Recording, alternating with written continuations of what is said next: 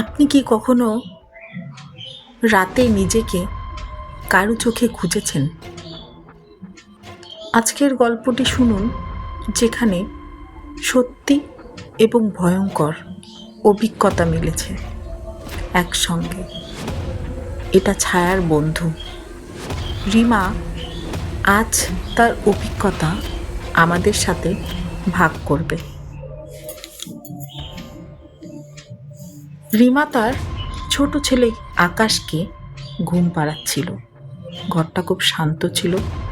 হঠাৎ দরজার নিচ দিয়ে একটা ছায়া দেখা গেল।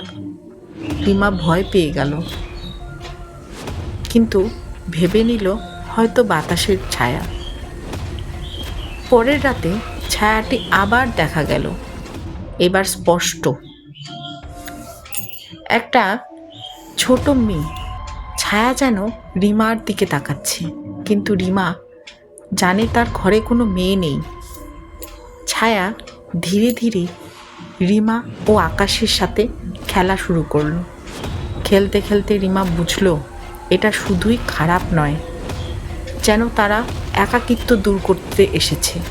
কিন্তু একদিন ছায়া হাত বাড়িয়ে বলল, আমার সাথে চলো। রিমা চমকে উঠল।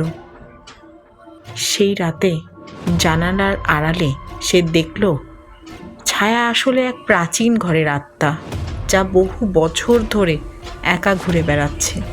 রিমা বুঝল কখনো বন্ধুত্ব সবসময় নিরাপদ হয় না।